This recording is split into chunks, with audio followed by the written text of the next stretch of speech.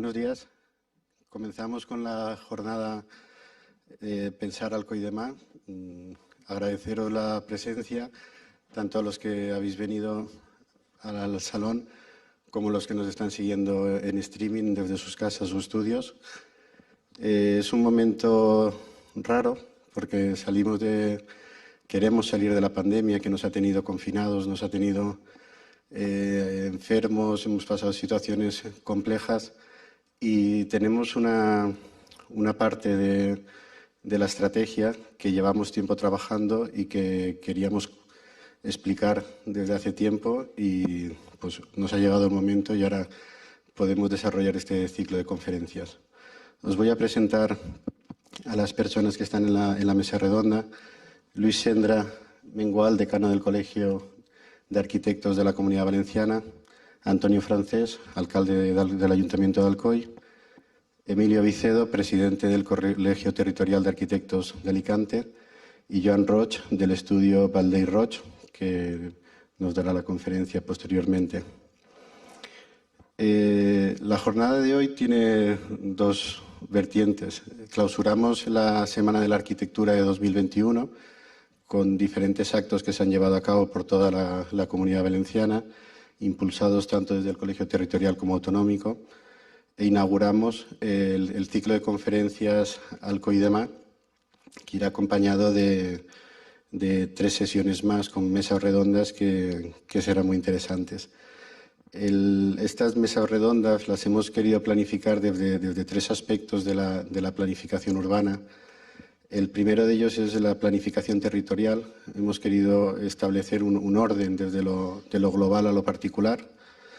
Hemos conseguido, con la convicción del alcalde en la importancia de la planificación territorial y el apoyo del colegio, yo creo que hemos conseguido organizar unas mesas de trabajo muy interesantes, con ponentes de primer nivel.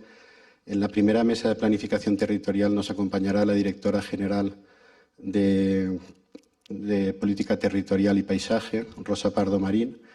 Vendrán también del Ministerio de Fomento y Agenda Urbana, vendrá Sonia Hernández Partal, que es subdirectora adjunta de Agenda Urbana. Arantzazu Leturiondo Aranzamendi, anterior viceconsejera del Gobierno vasco en Planificación Territorial. Y nos acompañará también Alejandro Navarro, que es el redactor del Plan General de Alcoy. Yo creo que en esa mesa podremos abordar la situación del Plan General de Alcoy, tanto administrativa, que es la que nos va costando un poco más en la tramitación, como a nivel de planteamiento estratégico del documento, que ha avanzado muchísimo. Se han hecho planteamientos muy diferentes a los que conocemos de los planos que disponemos actualmente en vigor de nuestro Plan General.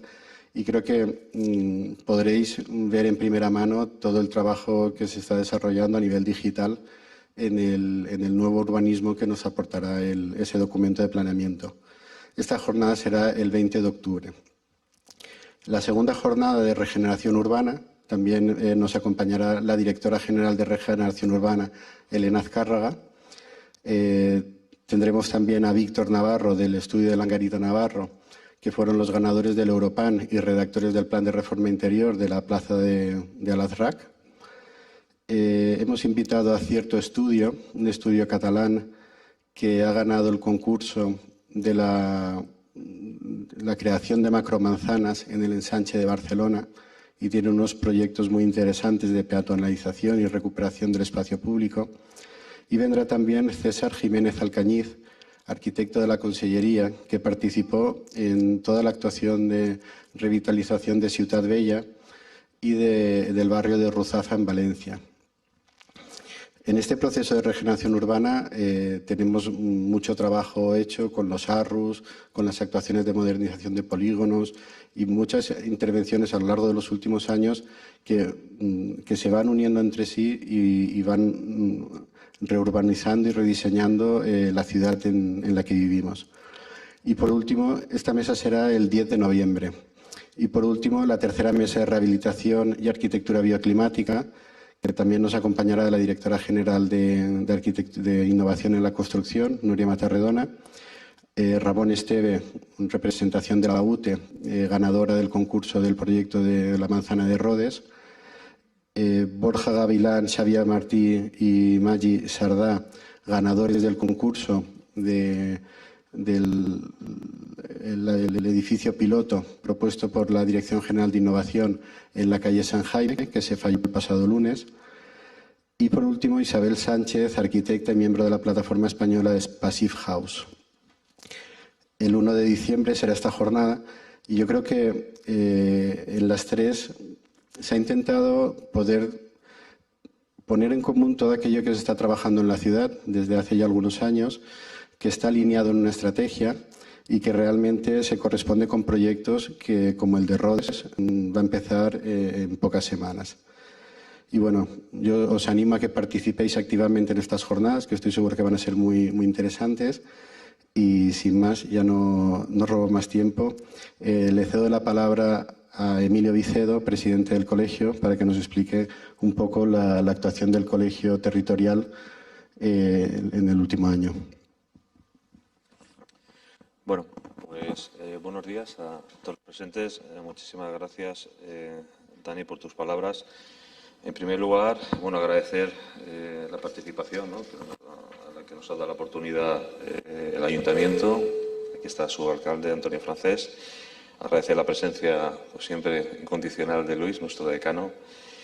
También quiero agradecer la presencia de John Roig, que yo creo que nos va luego a hacer una ponencia, una buena ponencia. Y que, como le he dicho, creo que está recorriendo toda la provincia esta semana, ¿no? Espero que te vayas con buen sabor. Creo que estás en una ciudad para recordar. Bueno, en general, como he dicho, agradecer al Ayuntamiento de Alcoy, pero en especial tengo que agradecer a su técnico municipal, a Daniel Muyor, ya no como un técnico del Ayuntamiento, ¿no?, sino como vocal de Alcoy, que es en la Junta, y la verdad que decir que en este año que llevamos, en este difícil año que nos ha pasado, pues la verdad es que nos ha orientado mucho, ¿no? Cómo desde el colegio esta Junta podía llegar y ayudar a los colegiados, que es en definitiva para lo que estamos, ¿no? Teníamos un compañero que nos decía que el colegio es un poco un sindicato y no le faltaba razón, ¿no? Pero dice, bueno, ¿cómo ayudamos a la profesión?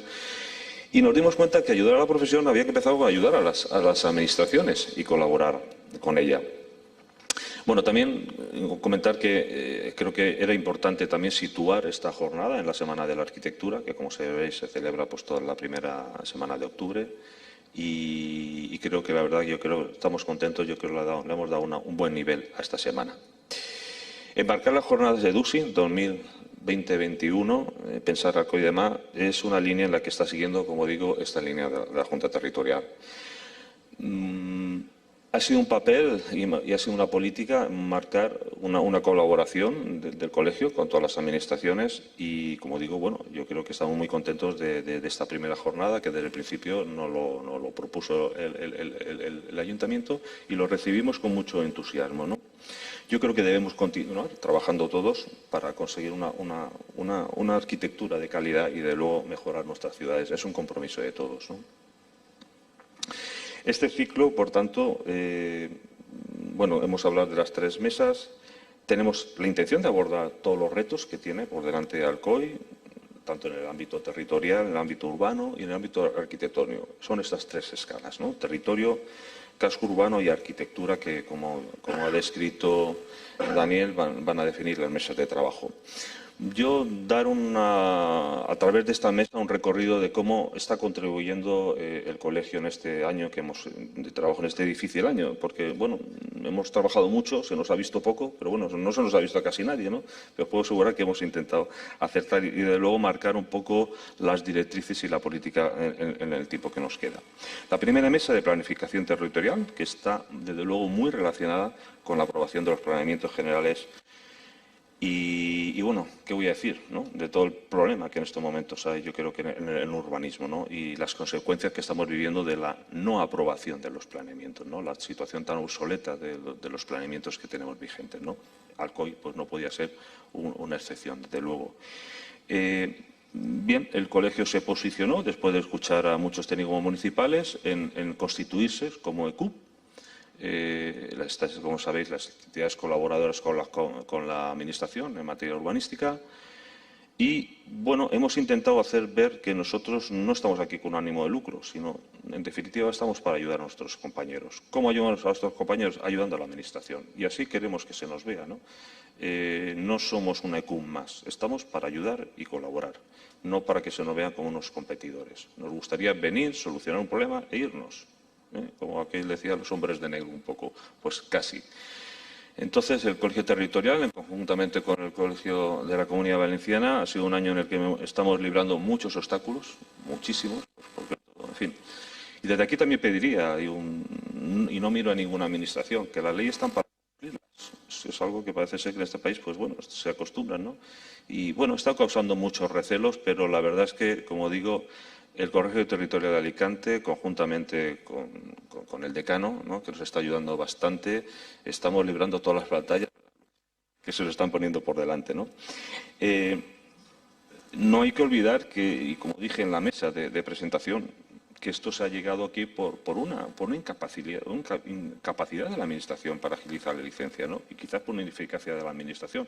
Hay que reconocer, este es el análisis actual, y yo creo que hoy por hoy estamos en un momento económico muy importante y la agilización de los procedimientos administrativos es importantísima, ¿no? O sea, no podemos tolerar unas licencias que, bueno, los plazos que en algunos municipios de la provincia, no voy a decir, como dije en su momento, son casi escandalosos, ¿no? Y detrás de esos demoras, pues hay compañeros, ¿no?, que en 3 años de licencia de demora pasan tantas cosas, ¿no? En fin, lo sufrimos, pero yo creo que en definitiva lo sufre la economía. Y como digo, y me dirijo a los técnicos municipales, nosotros estamos aquí para ayudar. De hecho, una de las cosas que también hemos sacado, ¿no?, en un municipio en concreto y nos hemos ofrecido es a establecer mesas de trabajo, ¿no?, mesas de trabajo para establecer una unicidad de criterios. Porque, como digo, el problema del planeamiento obsoleto es que, decir, ¿qué planeamiento en el año 85? O sea, ¿cuántas normativas de diseño, código técnico? O sea, que uno ya no sabe qué aplico, qué no aplico, ¿no? Y ahí estamos, en cada uno de nuestros despachos, ver y a ver cómo lo interpreta el técnico, que a veces también le hace falta un poco de ayuda porque no tiene un criterio tan claro. Creo que esas mesas de trabajo se están haciendo en otras ciudades de España a través de los departamentos de Visal, conjuntamente con los ayuntamientos, y creo que es una línea de trabajo que puede beneficiar a todo el mundo. Para empezar, a los propios técnicos municipales, que no tengan que estar repitiendo las mismas consultas continuamente cada vez que la realice un compañero.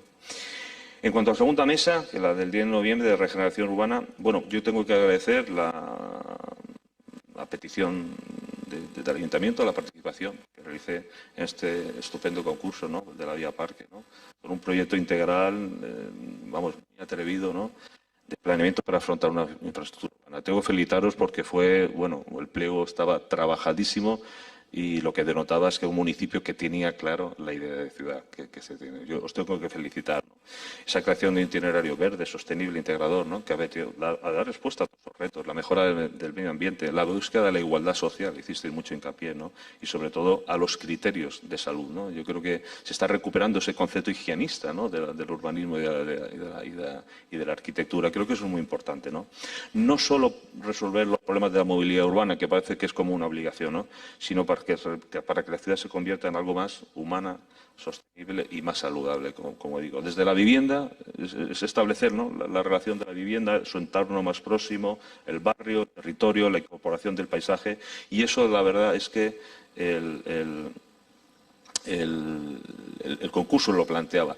Hay que decir que el concurso también hubo que sacar conclusiones, ¿no?, que le dijimos, ¿por qué acudió tan poca gente?, ¿no? Eso es un debate que también lanzó a los profesionales, ¿no? O sea, ¿por qué un concurso, por cierto, de honorarios, cosa también tengo que agradecer, ¿no?, tuvo tan poca respuesta, ¿no? Es una reflexión que tenemos que hacer los compañeros, ¿no? Y a veces también decir, bueno, cuando hay una oportunidad, un proyecto ambicioso, una gran oportunidad de arquitectura, un reto, pues no acudimos, ¿no? Eso es una pregunta, ¿no?, que la dejamos ahí en el aire y puede ser para un gran debate. Bueno, también reivindicar el papel del arquitecto en estos momentos, en este tipo de proyectos. Los arquitectos siempre hemos liderado el urbanismo, ¿no? Y yo creo que tenemos mucho que decir. Yo creo que, sin olvidar, tenemos que formar parte de equipos multidisciplinares, obviamente, porque hoy en día trabajar la ciudad es muy complicado, pero creo que tenemos una gran capacidad para liderar esos equipos y, sobre todo, mucho que decir, ¿no? Estamos hablando de la renovación de las ciudades y de sus cascos antiguos, ¿no? Estamos ahora en una fase de completar ciudades inacabadas, actuando sobre ese entorno construido y urbanizado, a veces regular urbanizado, y en definitiva rediseñar ese espacio urbano, ¿no?, para estos nuevos retos que tenemos, que es en definitiva la lucha contra el cambio climático. Y hay una cosa muy importante, recuperar ese medio urbano para los ciudadanos. A veces lo olvidamos, ¿no? Eliminar los vehículos, vegetación, como digo, incorporación, la renaturalización, zonas verdes de proximidad. Es impresionante cómo tras la pandemia proyectos que estaban en un cajón en muchos ayuntamientos, ¿no?, se han puesto encima de la mesa, ¿no?, como diciendo, no ha habido casi hacer una participación ciudadana, ¿no? Yo creo que la ciudadanía ya los ha reclamado, ¿no?, de una forma independiente. Toca ahora hacer ciudad y trabajar esos entornos próximos. Y por último, la tercera sesión, ¿no?, la de rehabilitación edificatoria y arquitectura bioclimática. Bueno, yo creo que estoy en una ciudad afortunada, ¿no?, porque un proyecto como el de Rodes, ¿no?, en el que tuve la ocasión de participar con Jurado Luis, poder contar su experiencia, pues bueno, a mí me parece un proyecto fantástico, ¿no?, y un reto para la ciudad que yo creo que ojalá, ¿no?, sirva de un motor sociocultural, económico para revitalizar Alcoy. Alcoy y la provincia, porque yo creo que el ámbito de ese proyecto pasa, ¿no?, de ese ámbito. Y luego, bueno, el reciente concurso de la Dirección de Arquitectura Bioclimática, que yo creo que lo que pone en duda es que la importancia de la Administración en los concursos, ¿no? Es un proyecto piloto para vivienda pública. Toca ya hacer vivienda pública, pero vivienda pública ejemplar, ¿no?, de construcciones sostenibles, tanto en términos sociales, económicos y medioambientales, ¿no? Y sobre todo que promuevan la innovación, la transformación tecnológica y la investigación aplicada para lograr esa transformación de nuestro entorno. Es muy importante. Recientemente estuve en Madrid, en el Congreso de ReWill, y ahí se habló de muchas cosas, ¿no? Tenemos, con todas estas ayudas, en definitiva, un cambio de modelo económico, ¿no? Y todo pasa por un modelo también de cambiar de la forma de construir, ¿no? Y se nos decía un poco que los arquitectos no estábamos un poco como comodones de no cambiar, ¿no? Entonces yo también creo, hay que hacer la reflexión, que los arquitectos también tenemos que liderar ese tipo de cambios y transformaciones, ¿no? No tienen que ser otros los agentes económicos. Y yo creo que también la Administración, a través de estos concursos, tiene que favorecer la innovación, apostar y ser ejemplo. Ya no estamos hablando, uno no puede quedarse lamentando de que no hay operario, no hay mano de obra cualificada, por si nos dedicamos a llorar. Lo que hay que es ponerse a trabajar. Y vuelvo a repetir, la Administración en ese sentido tiene que ser ejemplar, como creo que está siendo. Y creo que es una gran suerte que aquí tenga ese ejemplo. Relacionado con esta línea de trabajo, el colegio también ha trabajado los pliegos para las licitaciones. Entendíamos, a ver, es muy complicado en el ámbito en el que nos movíamos con la ley del sector público, ¿no? Los arquitectos nos estamos, yo creo que devorando, ¿no?, en una serie de bajas económicas terribles, ¿no?, que unido luego a las bajas de las obras, pues como la tormenta perfecta, ¿no? O sea, un producto final desastroso, ¿no? Contratos que no se pueden cumplir.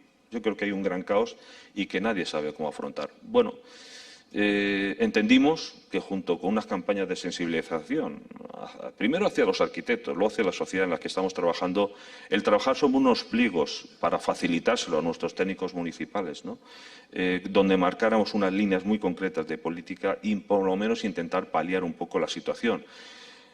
A lo mejor, mientras viene esa ley de arquitectura, que esperemos que venga pronto, Luis, ¿no?, pero no sabemos lo que va a llegar. Pero bueno, nosotros, como estamos 3 años, tenemos que intentar poner por lo menos nuestro granito de arena, ¿no?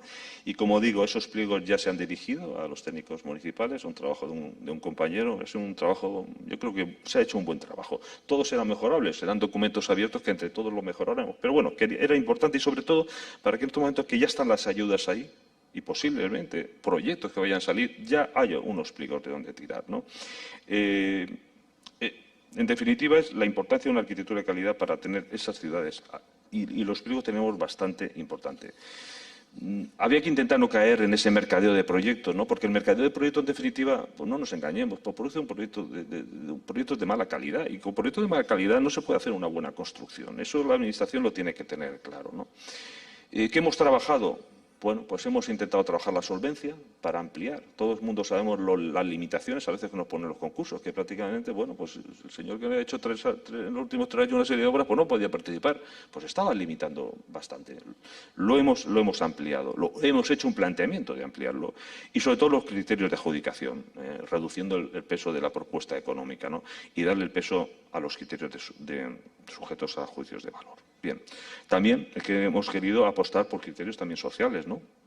Como la contratación de jóvenes y de mayores. No nos olvidemos, porque también hay gente mayor. No preguntarme a partir de qué edad hemos establecido gente mayor, pero es que ha sido un tema de debate. Pero bueno, sí que es cierto, ¿no?, que en estos momentos hay gente mayor, que el código técnico pues los ha machacado y demás, y se han quedado fuera del mercado, ¿no? Entonces yo creo que hay que ayudar a los dos extremos.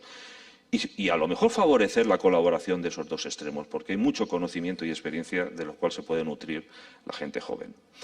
Y bueno, he hablado de los concursos, pero luego también hay una serie de trabajos pequeños, ¿no?, de trabajos de proximidad que se resuelven con contratos menores. Bueno, pues ahí el colegio también ha querido un poco asistir, concretamente con el Ayuntamiento de Alicante. Les hemos ayudado definiendo una tipología de proyectos y dar la posibilidad a que la gente pues aportara su experiencia, su experiencia de pequeñita plaza, no sé, de tal forma que, bueno, pues la administración tenga ahí una bolsa de trabajos con trabajos realizados y en función de esa envergadura, pues tengas también esa posibilidad. No lo tenemos que haber hecho mal porque nos han copiado también los ingenieros, con lo cual digo, oye, si te copian es que no lo has hecho tan mal, ¿no? Y sobre todo, pues ha quedado muy marcado cuál es el ámbito de trabajo de cada uno. Y bueno, nada más decir que esto es el trabajo que desde el colegio hemos hecho intensamente, la verdad, este año, con mucha ilusión, de decirlo, y creo que para interés de los arquitectos entendemos de las administraciones y de luego no se nos olvide, y de los ciudadanos, ¿no?, que en definitiva a quien sufrirán, como decía Dani, sufren o disfrutan nuestros proyectos. Y nada más, paso la palabra. Muchas gracias.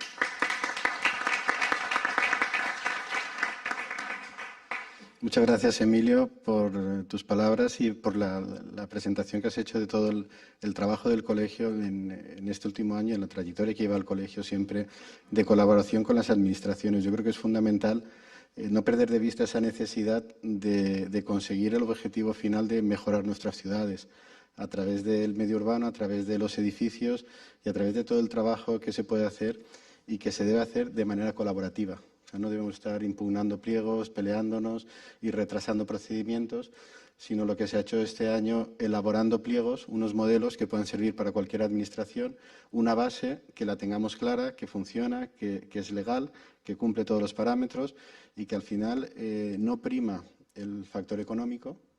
Se pueden establecer unos honorarios que sean justos y que puedan conseguir y al final pagar ese trabajo intelectual. Y que sea la componente intelectual la que prime en esos trabajos, ¿no? Entonces, de esa manera yo creo que sí que podemos llegar a invertir un poco un proceso que la anterior ley de contratos ya marcó como el único camino, el económico, que nos ha llevado a una situación de proyectos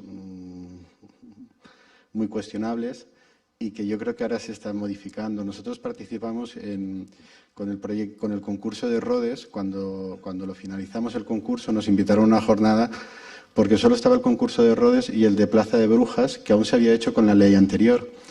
Desde ese momento hasta ahora, yo creo que cada mes se publica un concurso. O sea, son un montón de municipios los que se han sumado a buscar la calidad en la arquitectura. Y luego quería agradecerte también el esfuerzo, tanto al territorial como al autonómico, que habéis hecho en esta última semana de promoción de la arquitectura de manera muy intensa y que habéis llegado a todos los rincones de la comunidad y de la provincia. O sea, ha sido de manera muy intensa. Y bueno, cedo la palabra a Luis Sendra, decano del colegio, que nos va a hablar de la Semana de la Arquitectura.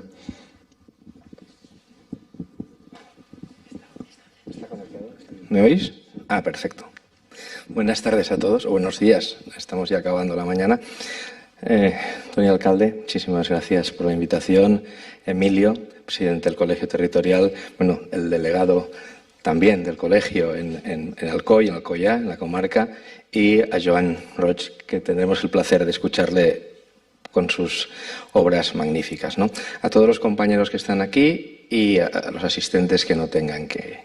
Bueno, voy a deciros que para el Colegio de la Comunidad, bueno, el Colegio Territorial es una parte del Colegio de la Comunidad y sus delegaciones, por supuesto, pero Alcoy es fundamental, es una ciudad de esta comunidad principal y tiene que seguir siéndolo, ¿eh? Lo fue muy importante ha tenido muchísima vinculación con todo lo que se hace y es una ciudad que tiene que volver a coger ese liderazgo. En las comarcas centrales que está ahí siempre está.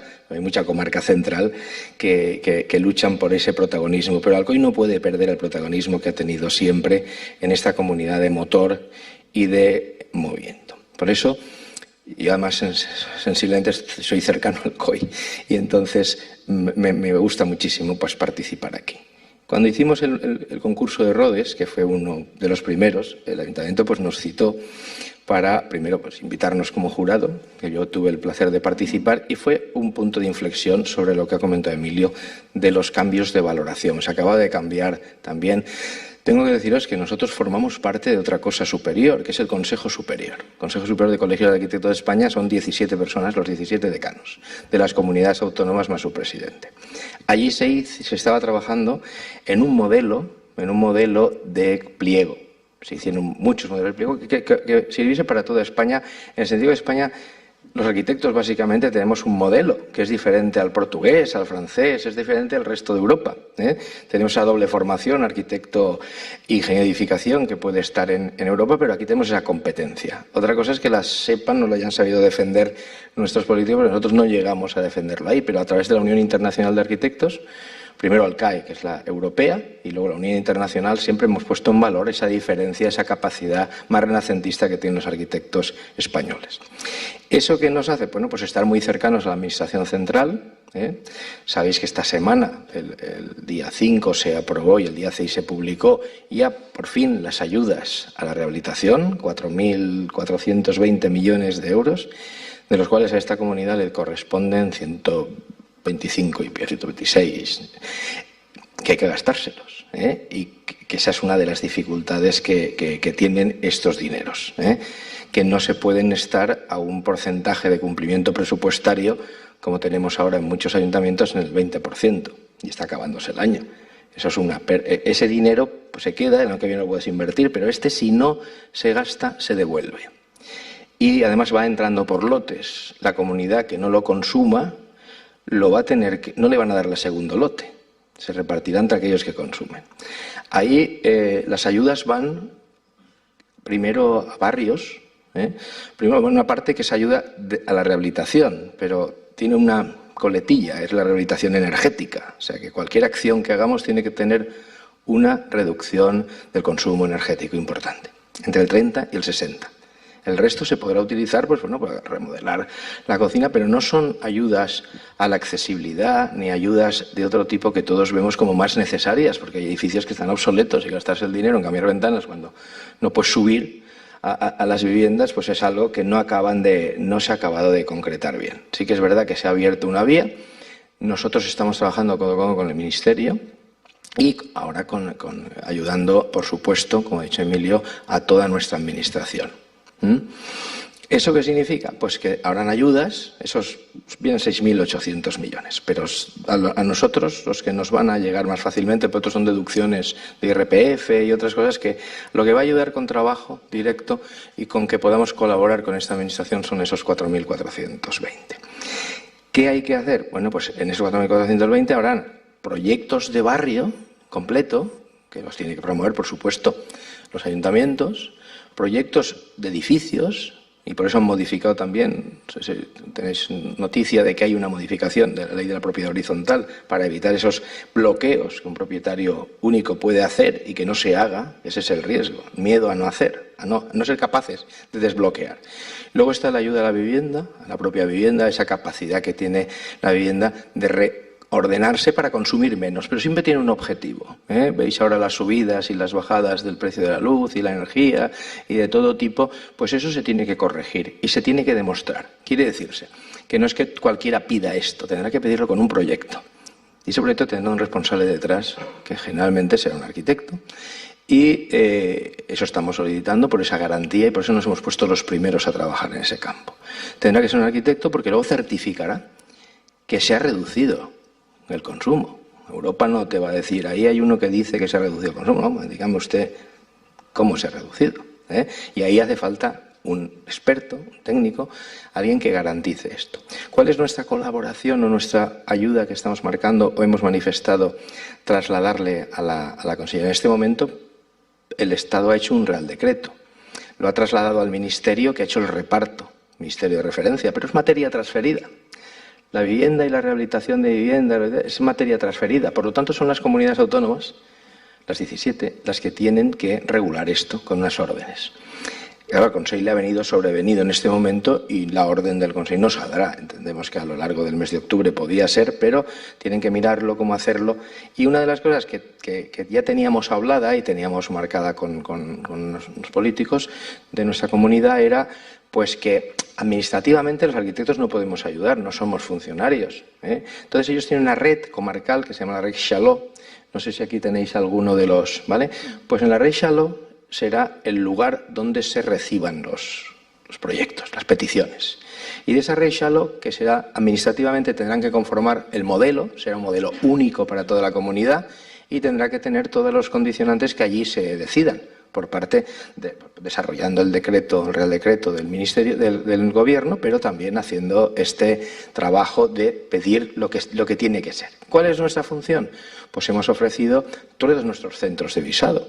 Tenemos centros de visado en Castellón, en Valencia, en Denia, en Gandía, en Játiva, tenemos en Alcoy. Podemos trasladarlo a Alicante, Ciudad, pero podemos trasladarlo a aquellos lugares donde un grupo de arquitectos pudieran trabajar y así lo hemos ofertado. ¿Qué conseguimos con eso? Bueno, pues les hemos dicho que nosotros podemos hacer esos certificados de garantía en aquella parte que necesiten para que ese proyecto ya obtenga una licencia con ese certificado, o sea una ayuda a los arquitectos municipales de tal magnitud que no asuman ninguna responsabilidad de aquello que no puedan supervisar, pero que tengamos la licencia rápidamente, porque esas obras, no porque venga el dinero de Europa, no porque haya que certificar, las tenemos que hacer sin licencia. Porque si luego no se puede certificar todo aquello que se pide por Europa, el dinero no se pagará y se devolverá a Europa, no será para el inversor. Y eso tenemos que concienciarnos. En esa línea estamos trabajando todo el colegio en la comunidad, porque ahora sí que ya depende de la comunidad y en el momento que esté la orden de desarrollo os la haremos saber a todos, intentaremos trasladarla para que cada uno le saque el provecho necesario, pero tienen que ser ellos los que marquen las políticas, ¿eh? Es una política municipalista la de esta comunidad. Defender estos ayuntamientos potentes que tienen capacidades, pues esa es una... Tenemos el presidente de la agrupación de municipios y provincias, creo que es el alcalde de Elche, de Elda. Y entonces, bueno, yo mismo le trasladé al alcalde de Elda el decreto cuando fue aprobado el Consejo de Ministros, no lo sabía, y es el presidente de la Federación. Bueno, por horas o por minutos, pero aquí la información a los minutos caduca, porque ya la tienen todos, ¿no? Pues se lo dije, me lo comentó, dice, pues mira, porque claro, se ha buscado el momento, se ha acelerado quizá por circunstancias, también hay intereses políticos en un momento determinado para darle juego a esas acciones tan potentes que se van a producir. Y al que yo os digo, no es tontería, en esta Semana de la Arquitectura, bueno, el lunes, día 4, fue el Día Mundial de la Arquitectura, Día Mundial de la Arquitectura. Y ese día se tenía que celebrar el Día Mundial de la Arquitectura. Nosotros lo celebramos, todos los arquitectos de la comunidad, lo celebramos entregando los premios de la Consellería, que tenemos por fin, durante este periodo, hemos tenido la primera vez que tenemos una Consellería de Vivienda y Arquitectura Bioclimática, que en estos momentos ha cambiado de conseller. Tenemos a Rubén Martínez Almau, muy cercano a los arquitectos, y en estos momentos tenemos a Héctor Illueca, también por sus últimas, ayer estuvimos con él, anoche estuvimos con él, cerrando un acto que se hizo de fraternidad entre nosotros. Pero en su consellería se entregan los premios y no es tontería, no es baladí el decir que, bueno, que los tres edificios de arquitectura sostenible, con las nuevas visiones de lo que tiene que ser un edificio social, de arquitectura social, sea uno en Alcoy, ciudad, otro el de Alicante está en Alcoy, el de Valencia está en la ciudad de Valencia y el de Castellón en la ciudad de Castellón. Los tres se han hecho por concurso, también de la mano, juntos hemos hecho los pliegos. Ya os digo, el punto de salida de esos pliegos mejores, donde no se primaba, en el caso de los arquitectos, el precio de su trabajo, porque el que tiene que supervisar una obra no puede estar limitado por condiciones económicas. Al final lo entendieron. La ley de contratos no se nos va a aplicar. Lo ha dicho Emilio también. ¿Cuándo está la ley de arquitectura? Bueno, pues la ley de arquitectura la sacaron del cajón, lleva muchos años ahí, ha sido este gobierno, Sánchez, y sobre todo el arquitecto que él puso al cargo de la Dirección General, pues tuvimos unas jornadas en Valencia para mostrarles también que la ley de arquitectura no es una ley de Madrid o de Orense o de Sevilla, es una ley que tiene sus particularidades. Y nosotros le mostramos las particularidades de la Comunidad Valenciana, nuestro Mediterráneo, nuestra forma de trabajar. Siempre volcamos nuestro producto a la salida al mar, donde lo produzcas, ¿no? Entonces se hizo una jornada intensa. Se quedó un poco aparcada, pero cuando se ha aprobado el decreto, cuando el gobierno Sánchez lo dijo en Sevilla el otro día, dijo, oye, ya vamos a aprobar el Real Decreto y ya tenemos las ayudas. Y dijo, y esto está en marcha junto a la ley de la arquitectura. Ley de la arquitectura y calidad del espacio construido. O sea, no hablemos ya más de arquitectura, igual que os he dicho eso. Las ayudas estas que vienen son barrios, son edificios, son viviendas. Pero también son proyectos, todos los proyectos de regeneración urbana, todos los proyectos estos, lo que es el proyecto, lo que es el trabajo intelectual del arquitecto, están financiados, con una financiación enorme, aunque hay que ponerse todas las pilas en este trabajo de ayudar.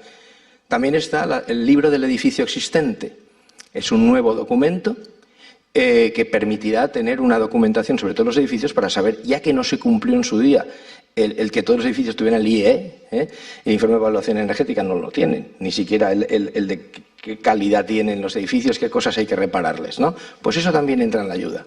Entra en la ayuda también el hacer edificios públicos de alquiler, en esos 4.000 millones de alquiler protegido, está claro. Y también tenemos la ayuda a esas oficinas de rehabilitación, que eso lo dice el decreto nacional. En muchos sitios se están generando que si hacemos una oficina de rehabilitación o no, pero nosotros aquí estamos más avanzados. Ya hemos visto que irán por un lado la Rey Shalok y por otro lado irán las ayudas que podamos establecer nosotros o algún otro colectivo que quiera incorporarse en sus competencias. Pero en el caso de vivienda lo tiene claro el Ministerio y lo tiene claro todo el mundo, que es una reserva clara por garantía y por seguridad para los ciudadanos, que es una de las cosas que, como también ha dicho Emilio, tenemos que velar. Nosotros devolvemos, es verdad que colaboramos con la Administración, pero para devolverle algo a la sociedad que nos formó, devolverle garantía. Nosotros somos parte de esa sociedad civil, estamos ahí, vivimos también en esas casas, queremos que todo funcione, en esos parques, en esos jardines, en esos lugares comunitarios que tenemos que tener. Y lugares pues como Alcoy, que siempre es un referente porque va por delante, ahora Manzana de Rodes, el otro concurso que está haciendo, que sea la ciudad a la que ha llegado el primer edificio con estas garantías, pues nos tenemos que congratular. Yo creo que con esta pincelada, que sepáis que estamos trabajando todos en equipo y que esta comunidad está cohesionada desde nuestro punto de vista para ser más. Juntos somos más. Eso es una cosa que yo digo muchas veces, pero es la pura realidad. Y estamos unidos todos los arquitectos de España en ayudar a trabajar a las administraciones, pero ayudar a los ciudadanos, que son los que merecen tener al final la renta de todo lo que se está haciendo. El otro día cuando hicimos, ayer, termino con esto, ayer terminamos, la semana se termina realmente hoy. Ahora se está haciendo otra jornada, en este caso en Valencia, Mujeres Arquitectos, a través de una jornada muy interesante, y ahora terminaremos las jornadas de Alcoy con Alcoy.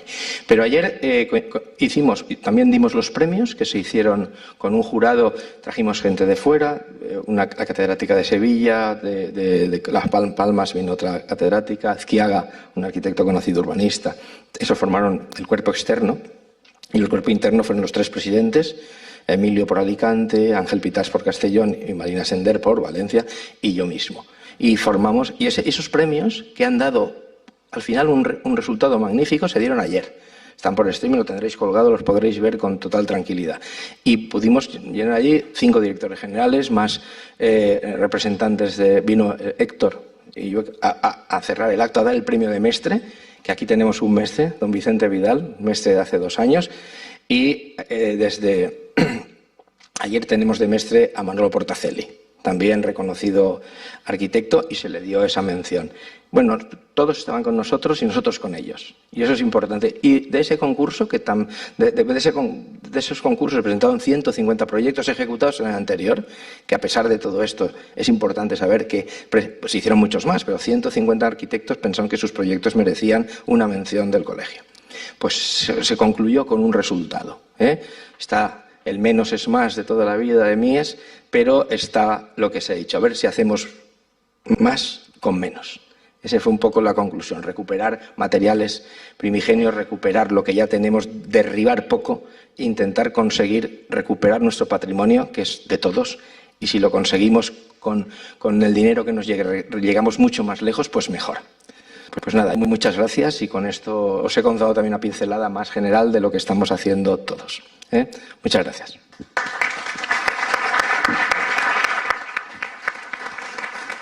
Pues muchas gracias, Luis, por el apoyo que tienes siempre con Alcoy, que cuando te llamamos siempre estás, y la verdad es que se os agradece mucho por la información, que nos la pasas.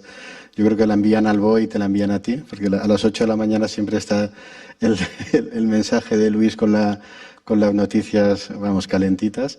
Y es muy importante lo que has comentado de los fondos, las últimas publicaciones que se han hecho, que no son únicamente para la administración. O sea, hay varios programas que sí que van a tener que desarrollar las administraciones, el Ministerio, la Consellería, las entidades locales, pero hay otros que van a ir directamente a los propietarios. Entonces, yo creo que es muy importante que desde ya podéis buscar todos aquellos proyectos, aquellos clientes, aquellas comunidades que tengan una necesidad o que tengan que lleven tiempo buscando una ayuda para rehabilitar los edificios. Ahora se va a abrir una ventana donde va a haber oportunidades, va a haber concurrencia competitiva y va a haber que trabajar esos proyectos y va a haber también dinero para financiarlos, con lo cual es muy importante que desde ya no esperéis únicamente a los pasos que dé la Administración en aquellas licitaciones y concursos que pueda hacer, sino tomar una actitud más proactiva para poder desarrollar todas las ayudas que se van a destinar a las comunidades de propietarios para poder rehabilitar muchos edificios que se van a rehabilitar en nuestro país. Se hablaba esta semana, creo que hablaban de 30.000 viviendas rehabilitadas en los últimos años y que se iban a rehabilitar 500.000, con lo cual es exponencial los recursos que va a haber para poder rehabilitar esas viviendas. Y bueno, voy a dar paso a Antonio Francés, el alcalde de Alcoy, que fue quien empezó la estrategia de desarrollo urbano sostenible de Alcoy de Mar en el año 2015. 6 años después ya está muy desarrollada y avanzada. Participó esta semana en el primer foro urbano de España, en la mesa de Territorio, Ciudad y Salud, y pudo exponer todos los avances que estaba haciendo la ciudad de Alcoy en todas las disciplinas que al final convergían todas ellas en materia de salud, con lo que hemos vivido recientemente. Y bueno, sin más, te cedo la palabra, Tony.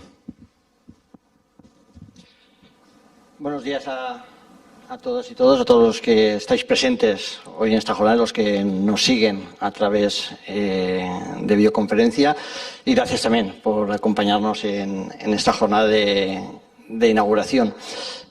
Una jornada importante. Quiero felicitar a Dani también por planificar y organizar estos días que vamos a poder reflexionar acerca de los retos de presente y futuro que tenemos las ciudades y especialmente una ciudad como Alcoy, ¿no?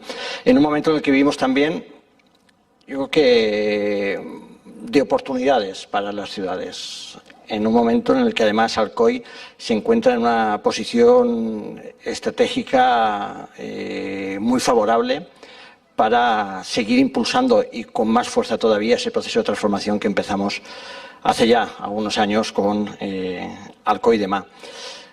Nosotros éramos conscientes de que hacía falta un cambio de paradigma en la ciudad, que hacía falta una planificación estratégica de la ciudad y que para obtener las respuestas que necesitábamos, lo primero era acertar en las preguntas que nos teníamos que hacer. Y ese fue el primer paso, ¿no? Vamos a cambiar la mirada, vamos a cambiar los planteamientos que teníamos y que arrastrábamos por las propias inercias, Alcoy, al igual que muchas otras ciudades, y vamos a ser capaces de replantear el propio funcionamiento de la ciudad con esa proyección de futuro, ¿no? Y esa planificación estratégica es la que nos ha permitido que hoy en día Alcoy sea una ciudad que es reconocida por el trabajo que se está realizando y que nos ha permitido también, gracias a eso, conseguir fondos para impulsar ese proceso de transformación, porque pensar es necesario, tener una estrategia es necesaria, pero si luego no tienes los recursos para llevarla a cabo, pues puede generar más una frustración que otra cosa, ¿no? Pero en Alcoy sí que estamos de lleno en ese proceso de transformación. De hecho, gracias a los fondos EDUSI, que fue los primeros grandes fondos que llegaron a Alcoy a partir de esa planificación estratégica con una inversión de 20 millones de euros, nosotros somos de la segunda convocatoria del Ministerio y actualmente tenemos más del 80%, casi el 90% de las operaciones EDUSI aprobadas y más del 60% de todos los proyectos licitados. Hay ciudades que no voy a nombrar de la primera convocatoria y grandes ciudades que están en niveles del 10% de ejecución, con un 20% de operaciones aprobadas y algunas que ni siquiera han podido empezar ninguno de los proyectos incluidos en la estrategia EDUSI, ¿no? Y por eso también estamos siendo valorados por parte del resto de administraciones porque ven que somos capaces también de ir ejecutando los fondos, algo tan importante como lo que tú comentabas, ¿no? Y eso es gracias a los liderazgos que se producen tanto a nivel político como a nivel técnico, que es fundamental, y por eso quiero aprovechar para felicitar a todos mis compañeros, ¿no?, que trabajan intensamente en esos objetivos que tenemos de transformación de la ciudad, como Jordi Martínez, que nos acompaña, que es vicealcalde y el superconcejal de Urbanismo, Movilidad y Servicios de la ciudad, o María Bacá, que además de ser concejal de Vivienda, que está haciendo un trabajo extraordinario, además también es la jefa de la unidad de gestión EDUSI, al igual que los técnicos y todo el equipo que está implicado en la estrategia EDUSI y que ha conseguido que estemos por delante de muchas otras ciudades.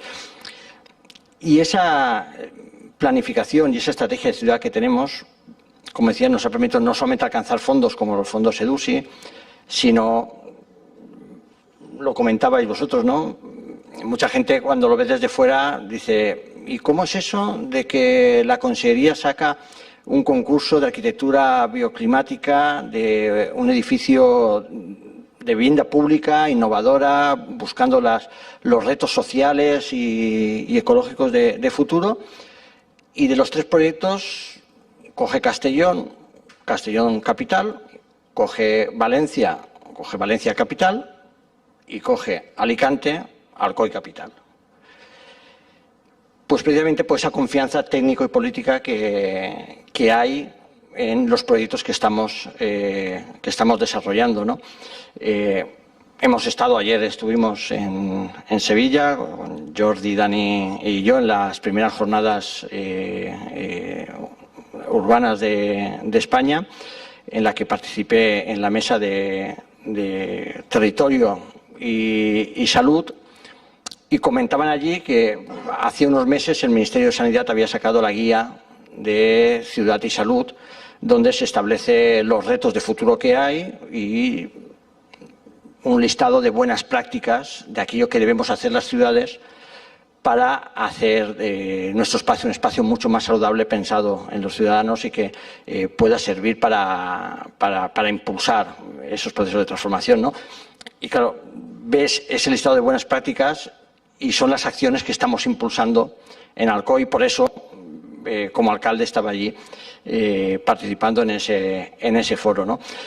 Y lo importante de esa estrategia de ciudad también es que ha superado también la prueba del algodón, que es la crisis que hemos sufrido como consecuencia de la COVID, ¿no? Porque ahora somos todos mucho más conscientes de que debemos transformar nuestras ciudades, de que debemos humanizarlas, de que debemos renaturalizarlas, de que debemos apostar por la movilidad sostenible, que deben de ser ciudades con ecosistemas innovadores.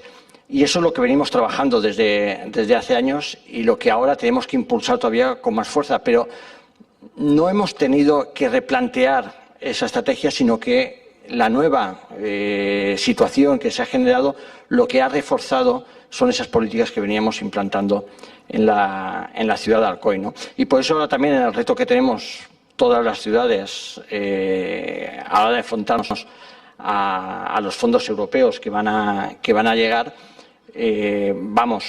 Alcoy va a jugar fuerte, vamos a ser muy ambiciosos, tanto en la presentación de los proyectos como luego en la ejecución. Ya sabemos que precisamente por esa capacidad que ya hemos demostrado, pues por el próximo reto, que es el Alcoy demà de demà, que es la agenda urbana en la que ya estamos trabajando, pues somos ya ciudad piloto por el Ministerio de Agenda Urbana. Ayer o antes de ayer presentamos ya la solicitud para esa subvención de 200.000 euros para poder constituir los equipos y poder implementar el plan de acción de la agenda urbana, y al igual con el resto de líneas tan importantes que hay de movilidad, en la que esta ciudad también ha hecho una apuesta valiente y no fácil, porque evidentemente los cambios disruptivos siempre generan rechazo y pueden generar reticencias en alguna parte de la población, pero que requiere de políticas valientes a la hora de afrontarlas, conscientes de que son apuestas de futuro a las que no podemos eludirnos y a las que hay que llegar. Y Alcoy, si se ha caracterizado por algo siempre, es con esa visión de anticiparse a los problemas de futuro, a anticiparse a las realidades que van a venir y ser capaz de liderarlo y de impulsarlo con toda la fuerza, ¿no?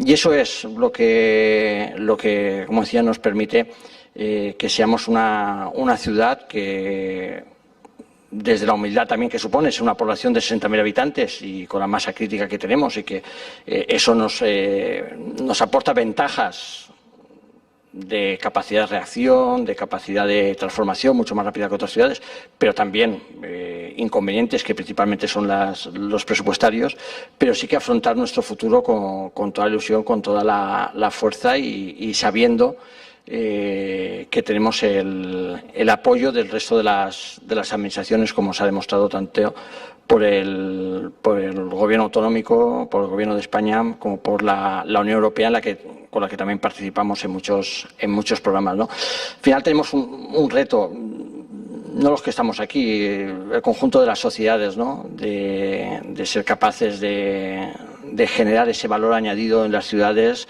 de generar esa adaptación de nuestras ciudades, pensando que al final es la clave de que todo lo que hagamos es para mejorar la calidad de vida de nuestros ciudadanos desde todos los puntos de vista, con esa mirada holística, con esa mirada transversal que requiere cualquier planificación estratégica. Pero es cierto que hemos venido un poco con la moral subida de esas jornadas, porque muchas veces necesitas también ver cómo te ven los demás, ¿no?, para poder valorar el trabajo que se está haciendo.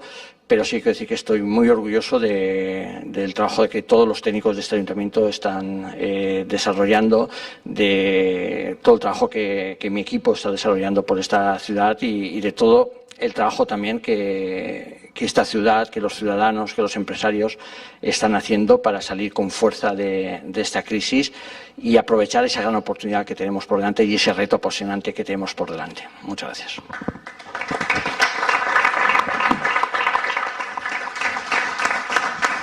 Muchas gracias, Toni, por esta presentación y por la convicción en la planificación territorial y estratégica, que yo creo que es fundamental para el objetivo de ciudad sostenible que tenemos y que Alcoy tiene que desarrollar. Y bueno, por último voy a presentar, por último y no menos importante, porque nos va a dar una conferencia que yo tengo ganas de escuchar. Voy a presentar a Joan Roig i Duran, es natural de Barcelona. Estudió en la Escuela Técnica Superior Politécnica de Barcelona, obtuvo el título de arquitecto en 1981 y ese mismo año se asocia con Enric Baldé, formando la sociedad Baldé i Roig Arquitectes. Fue profesor de proyectos arquitectónicos, participó en colaboraciones con diferentes universidades de Holanda, Italia, Alemania, Turquía, en un listado enorme. Ha sido vocal de cultura en la demarcación de Barcelona del Colegio Oficial de Arquitectos de Cataluña, con lo cual conoce de primera mano el funcionamiento de los colegios. bueno, tiene también publicaciones y tengo un currículum muy extenso que no voy a leer porque estaría demasiado tiempo. Sí que quiero destacar la función del despacho en la fusión de ciudad y naturaleza que llevan integrada desde el año 81 y donde han desarrollado sus proyectos siempre desde el planteamiento de la adecuación con el planeamiento, el paisaje y la edificación, de manera transversal y buscando siempre la relación del paisaje y la naturaleza en todos sus proyectos. La creatividad, la técnica y la máxima eficiencia en un despacho con más de 150 personas. Eso simplemente el gestionar un equipo con ese potencial y conseguir los proyectos tan brillantes que tienen, pues yo lo veo ya un exitazo. Y bueno, sin más, saltándome todo el largo historial profesional que tenéis en el estudio, que es admirable, te cedo la palabra y vamos a disfrutar de la conferencia.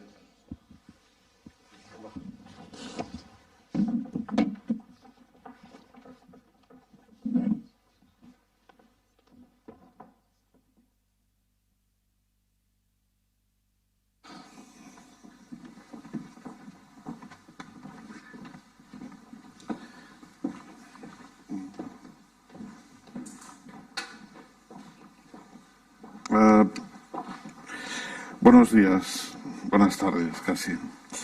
En primer lugar, muchas gracias por esta invitación. Es la primera vez que he venido a Alcoy. Me ha sorprendido, me ha encantado. Es muy loco Alcoy, es una locura. Y es de una gran belleza. A la manera griega, los griegos decían que la belleza siempre es difícil. Y Alcoy es de una difícil belleza, pero lo es, ¿no? Quería empezar diciendo que para mí Alcoy es Ovidi Molló, porque por edad pues es lo que tenemos, y también es Manel Solá, por edad, y porque fue mi profesor y porque el trabajo de aquí al lado es un trabajo espléndido que nos influyó mucho a todos. Valencia y Alicante, para la gente de mi generación son muchas cosas. Lo vivimos yo, como decía, Raimón, y ahora también pues el Butifarra, que también nos emociona a todos y nos gusta y que lo seguimos, ¿no? Esta conferencia tiene mucho que ver con la crisis del 2008. Yo creo que nuestro despacho, nosotros llevamos 40 años trabajando. En el 2008, el crack que hubo económico, para nosotros significó un replanteamiento de muchas cosas, ¿no? Ya la parte de paisaje de nuestro despacho ya había adoptado una serie de medidas anteriormente, de manera de trabajar, ¿no? Implantando situaciones que costaba mucho a los ayuntamientos, a las diputaciones, convencerles de esos términos, ¿no? Porque temas como la hidrografía, temas como es decir, el paisaje tenía que ser siempre una cosa muy, muy ligera, con poco gasto.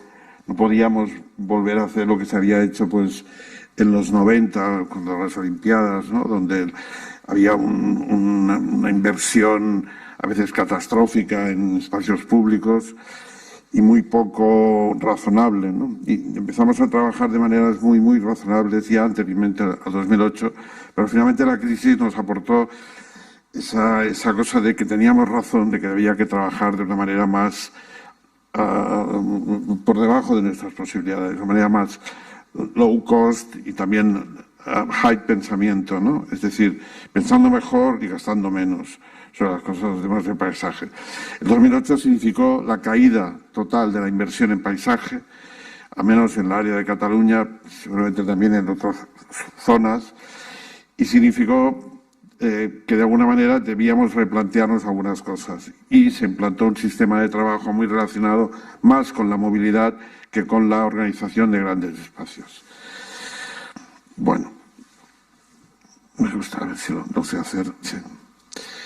Y cuando la gente habla de movilidad y de movilidad los nuevos sistemas de movilidad actuales, ¿no? La heptométrica, las movilidades sin gases energéticos, siempre pienso en mi familia, ¿no? Este soy yo el día de mi bautizo, el del medio. Y toda mi familia está, no sé si puedo con esto señalar, tampoco es muy importante, ¿no? Mis abuelas están una a cada lado, la que me lleva es la comadrona, y mis abuelos están cada uno también a cada lado. La abuela de la izquierda, la abuela de la derecha era de Arzaneta del Maestre. Esta abuela pura la molinera, vino a Barcelona en 1889, alquilada por un señor rico de Barcelona para que diera de mamar a sus hijos, porque en esa época las grandes casas de Barcelona las mujeres no daban de mamar porque perdían pecho y entonces siempre buscaban a alguien. Mi abuela fue de Arzaneta a Castellón en tartana. Luego, de Castellón a Valencia en diligencia. Y de Valencia a Barcelona en un barco. En un barco de la transatlántica, no transmediterránea, transatlántica, que era del Marqués de Comillas, porque mi abuela fue a parar a casa del Marqués de Comillas, y el barco que venía de Marruecos, venía de América, paraba en Marruecos, en Tánger, y luego hacía la ruta a Valencia y Barcelona. Y entonces enviaron un billete para que cogiera ese barco. Mi otra abuela vino prácticamente 2 años después. Esta mi abuela Enriqueta, que vivía en Bañolas. Mi bisabuelo, que era un prenda, iba a Badalona, compraba tejidos a una gran factoría, una gran casa de textil, y los hacía confeccionar en Bañolas. Iba con una tartana. Mi abuelo era lo que se llamaba un traginé, porque trajinaba cosas de un lado para otro. Él trajinaba tela que cogía en Badalona y se la llevaba a Bañolas. Entonces, mi abuela y todas mis tías abuelas cosían y hacían trajes y luego la devolvían a Badalona, donde el señor aquel las vendía, ¿no? También luego mi madre y sus primas, y por tanto todo el mundo en esa casa era modisto, ¿no? Y mi abuela, que era más rebelde, mi abuelo la bajó hasta Badalona y la dejó trabajando en la fábrica, porque no quería coser, entonces la dejó trabajando allí. Claro, fijaos en esas modalidades de movimiento, ¿no?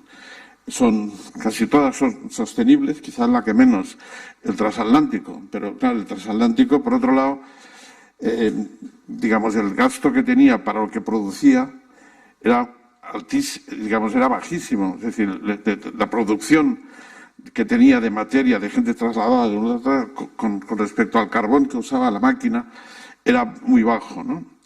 Por otro lado, los demás eran, ya veis, caballos y ruedas y gente caminando. Fijaos la red de caminos en la época de mis abuelas. Caminos débiles y caminos muy sencillos, incluso caminos de mar. Fijaos la red en el año 2010. De golpe todo otro tipo de movilidad es desestimada y la movilidad más interesante es solo la movilidad de vehículos y la rápida. Nadie contempla ya, o muy poca gente contempla el ir por caminos casi normales, ¿no? Todo el mundo coge autopista, aunque sean de peaje, prefiere el gasto del peaje a tener que andar por sitios donde a lo mejor hay curvas, o a lo mejor hay sitios para pararse y mirar, etcétera, etcétera. La movilidad se ha vuelto muy loca. Nosotros como arquitectos, este es un proyecto del 92, relacionado con la apuesta olímpica de Barcelona, ¿no? Es el nudo de la Trinidad. Pero es un primer gran proyecto. Aquí intervinimos junto con ingenieros en trazar ese nudo, por tanto estábamos imbuidos de esa necesidad todavía en ese momento tan fuerte sobre las rondas de Barcelona y la descongestión de los núcleos centrales, y luego construimos el Parque Central. El Parque Central, ¿Qué quería hacer? En el fondo era una reivindicación de sus sistemas de caminar heptométricos, caminar, bicicleta, patinete, etcétera, etcétera, que empezaban a hablarse ya en ese momento. Por tanto, el centro es un espacio relacionado con el paisaje, con plantaciones de árboles que ligan con lo que nosotros en ese momento estábamos estudiando. Mi socio y yo, que somos arquitectos y paisajistas, estudiamos de manera autodidacta, sobre todo con un gran francés que se llamaba Michel Simon, que fue el primer director de la École de Versailles y que dictaba siempre la misma situación. El paisaje tiene argumentos propios, como la arquitectura tiene argumentos propios, ¿no? La arquitectura, no desde siempre, pero el Corbusier, ¿verdad? El ángulo recto, ¿no? La pared, el paisaje tiene otros argumentos. Primero es la tierra, los taludes, los talud y contratalud, digamos, ¿no? La topografía, eso es un elemento muy importante en el paisaje. La otra es la hidráulica. No tanto que haya una fuente o que haya un lago, sino que el lugar tiene una hidráulica propia que hay que respetar. Es absurdo coger el agua de la lluvia y mandarla a una cloaca. Hay que devolverla a la tierra, hay que alimentar los freáticos, etcétera, etcétera. La tercera es la vegetación. O sea, la tierra, la topografía y el agua están en función de una plantación y de un sistema de vegetación superior que tiene que controlarse y tiene que entenderse. Y la cuarta, y muy importante, son los movimientos en ese lugar. Cómo se mueve la gente, la movilidad, los caminos, los recorridos, ¿no? Decía, en Versalles mucha gente mira el jardín y ve parterres.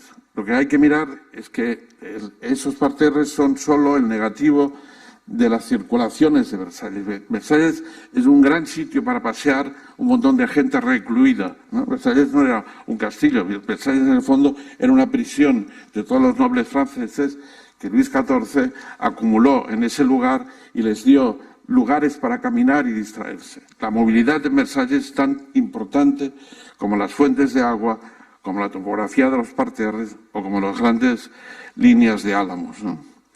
Y con eso hemos trabajado siempre nosotros, con la topografía, con la movilidad, con la vegetación y con la hidráulica de los lugares. Este es un proyecto de la época anterior a 2008 también, un proyecto en Santander, un momento en que los ayuntamientos, y lo recordáis, gastaban mucho dinero en recuperar zonas que a lo mejor habían abandonado. Esto era un vertedero de basuras entre la carretera esta que veis a la izquierda, exacto, y la universidad que el ayuntamiento decidió recuperar. Nosotros recuperamos el curso hidráulico central, hicimos unas lagunas y un sistema de caminos alrededor y luego unas áreas verdes, lo que en Santander llaman campas, donde poder jugar o comer o lo que fuera, ¿no?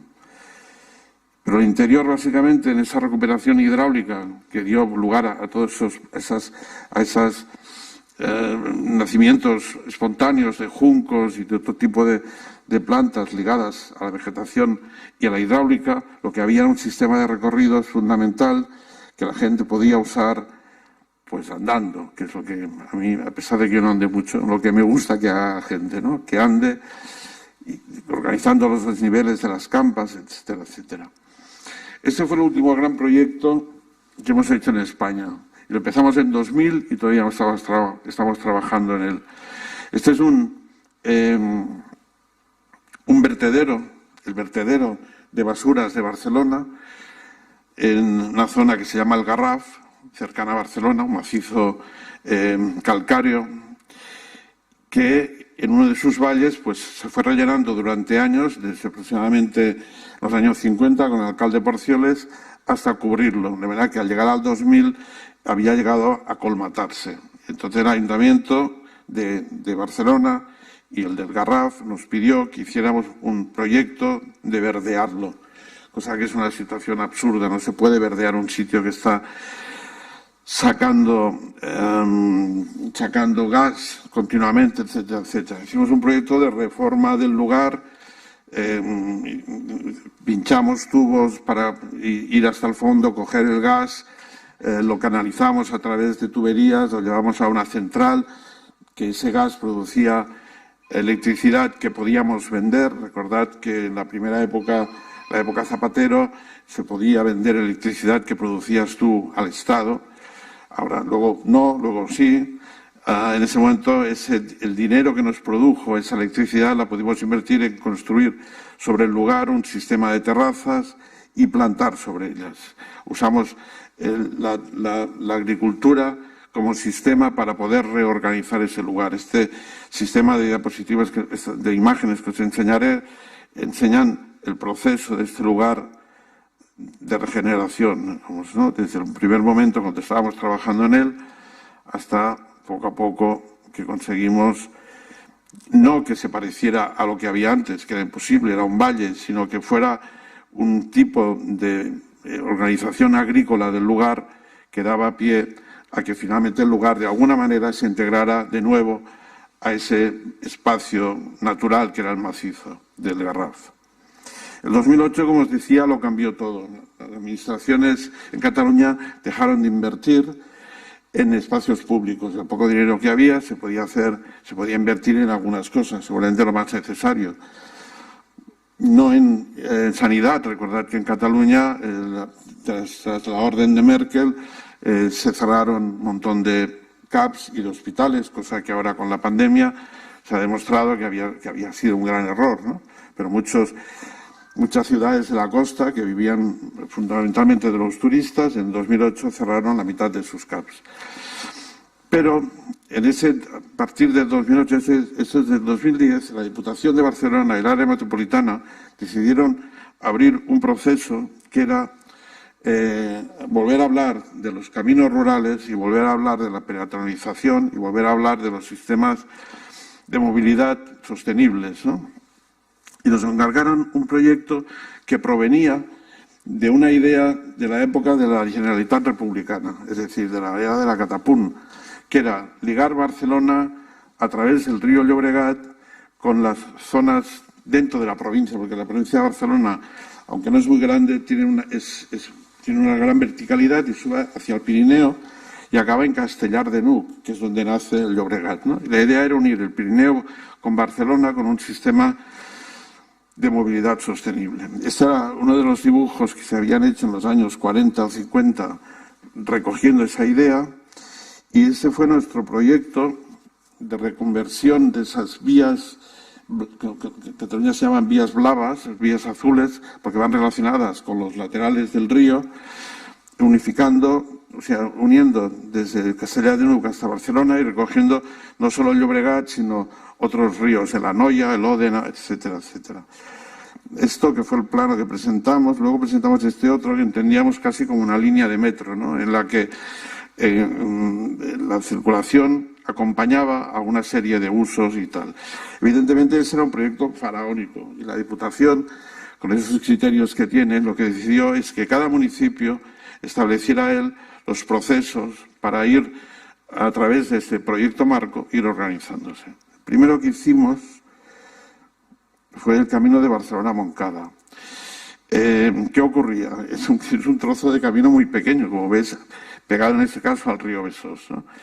O sea, resulta que en esta locura que a veces es la organización del territorio, la estación de tren de Vallbona, que es la que usaba casi toda esta zona, digamos, ligada al Ripollet, para llegar con Barcelona, estaba separada de Montcada por un turó, ¿no? Y la gente realmente para llegar a la estación de tren tenía que hacer un movimiento muy exagerado.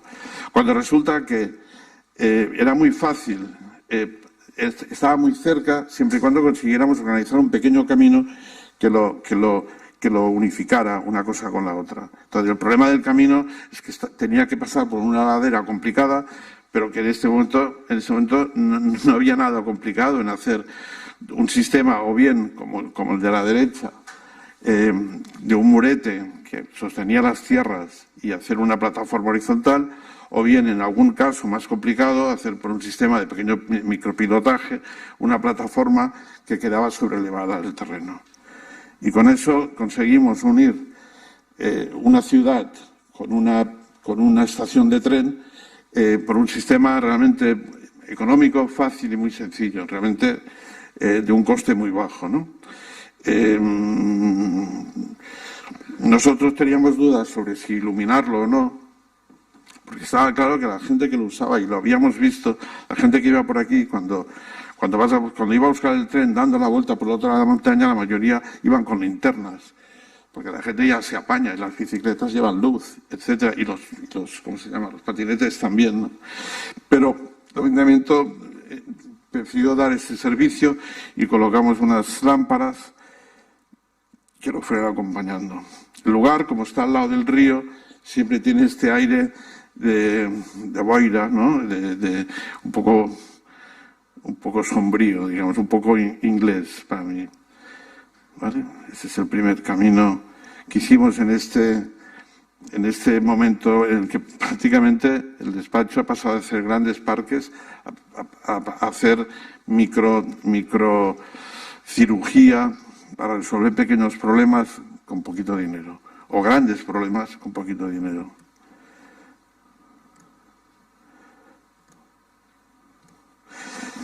Otro de los caminos que tienen que ver con este proceso de trabajo de la Diputación y la área metropolitana de Barcelona fue un camino alrededor de Igualada. El alcalde de Igualada sacó un concurso de ideas sobre qué hacer con Igualada. Y a nosotros, como paisajistas, lo único que se nos ocurrió, porque Igualada tiene muchos problemas. Igualada ha tenido durante mucho tiempo un gran, un poco como Alcoy, ¿no? Un gran sistema textil que cayó en picado con la reconversión industrial.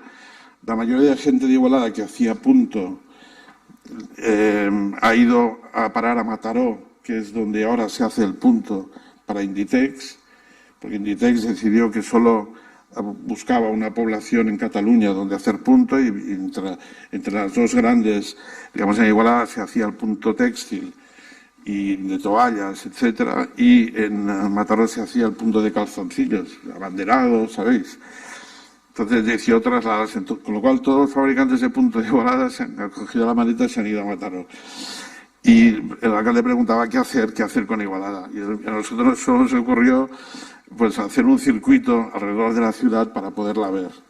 Es decir, que la gente pudiese al menos tener la capacidad para pasear los sábados y domingos dando una vuelta. Este circuito que se aprobó y se va a hacer y se ha hecho ya partes, nosotros nos encargaron un trocito de circuito, que era el más complicado, que era el trozo en que ese circuito pasaba por unas antiguas extracciones de yeso, por unas guiseras, ¿no?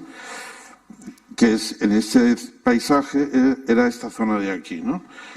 Que era un lugar, este trozo, que le pasaba esto, era un lugar que estaba desbarrancado porque había habido extracción y entonces era un lugar muy amplio y que tenía muchas, no sé cómo se llama en castellano, muchas escurrantías, ¿no? El agua caía y surcaba el suelo y era difícil de transitar. Con lo cual, el primer trabajo fue, por la parte de la izquierda, organizar esas caídas de agua y hacer retenciones de esa agua con unos muretes, etcétera, etcétera, para que se quedase allí y de alguna manera filtrase hacia abajo y pudiera producir una cierta vegetación, y la que sobraba en todo caso la echábamos al otro lado, no a la cloaca sino directamente al terreno, y en medio colocábamos el camino que ya quedaba a salvo de las escurrantías de agua, ¿no? Eso es lo que hacíamos a la derecha, con la propia piedra del lugar, organizábamos unas retenciones de agua, así, luego,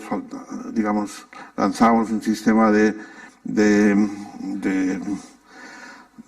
macadam en el terreno para poder, por un lado, asfaltar un trozo y por otro lado, dejar el otro trozo en una especie de tierra armada, que es esto, y hacíamos los límites con unos prefabricados de hormigón habituales de una casa normal y corriente, que a veces al girarlos podían producir como un banco o a veces simplemente hacían de recogedor de agua, ¿no?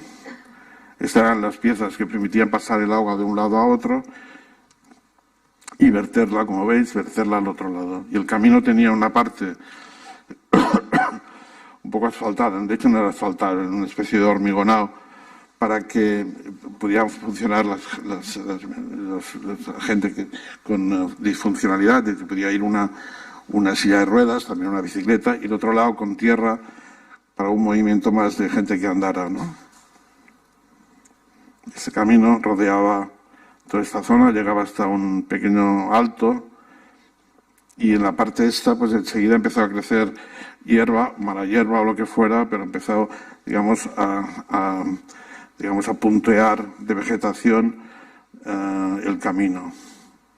Plantamos algunos árboles en esa zona izquierda y enseguida la vegetación fue saliendo. El camino tenía esas cosas que nos pasa a los catalanes, que llegaba a un punto y se veía Montserrat, y eso para nosotros es prácticamente orgásmico.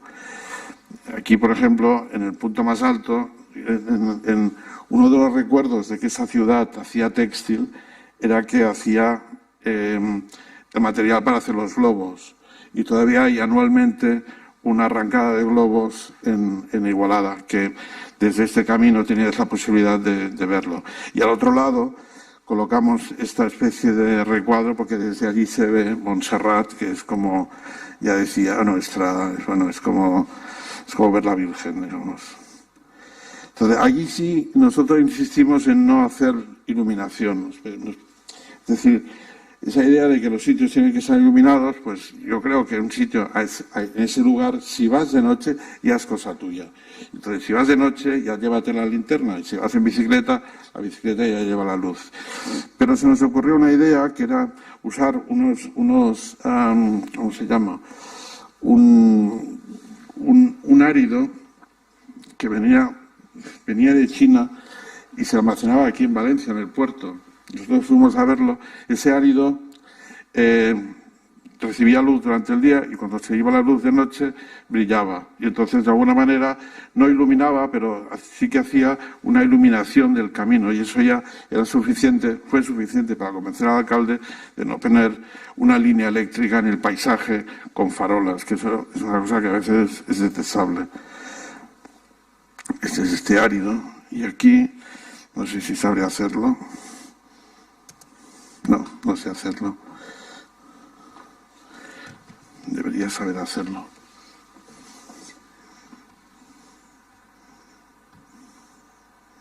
Ya está.